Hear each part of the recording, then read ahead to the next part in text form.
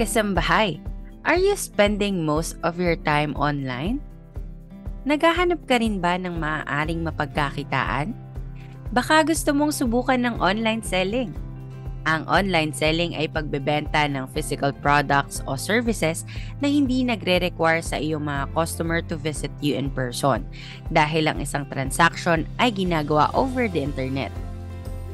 Ano-ano ba ang mga dapat ihanda kung papasukin ng online selling o e-commerce industry? Kagaya ng physical businesses, kailangan ding magplano on how to create a good product. Kasama na rito ang pagpili ng produkto na gusto mong ibenta at ang iyong business name. Kailangan mo ring pumili ng platform kung saan mo na isi-set up ang iyong mga produkto. Ilang halimbawa nito ang Facebook Marketplace, Instagram, TikTok, Pinterest, Shopee or Lazada. Sa ibang bansa ay patok rin ang Amazon Marketplace at Etsy. Maaari ka ring mag-research kung ano ang platforms o sites na kilala sa iyong lugar. Next, ang payment methods. Kailangan ding ihanda ang mga paraan ng pagbabayad ng iyong customer, maging ito ay cash on delivery, bank transfers, or using e-wallets.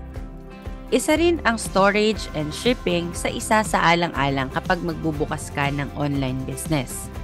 Kung maramihan ang plano mong stock, ay kakailanganin mo ng storage area ng iyong mga produkto.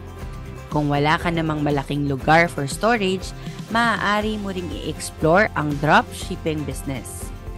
Pagdating naman sa delivery, ang ibang platforms ay mayroon ng logistics partner para dito, ngunit hindi lahat ay kayang mag-provide nito.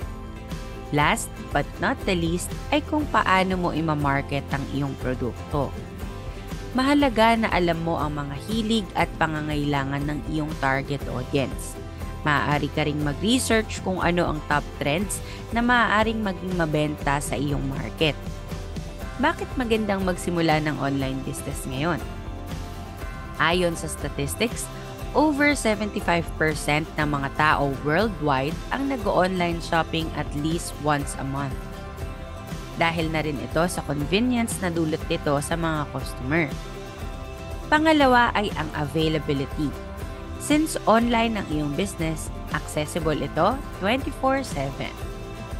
Pangatlo ay ang savings. Compared sa physical businesses, makakatipid ka sa operational cost, rent at iba pang expenses. Pang-apat, ang reach. Kung iyong may establish ang iyong online presence, mas malawak ang maaabot ng iyong produkto. Ilan lamang yan sa mga dahilan kung bakit magandang magsimula na ng iyong business online.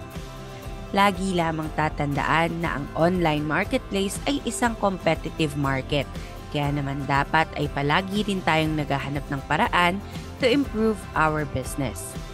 Find your audience problem at gamitin ang iyong creative imagination to solve those problems. Samahan mo pa ng sipag, tiyaga, diskarte, at pagtitiwala sa Diyos.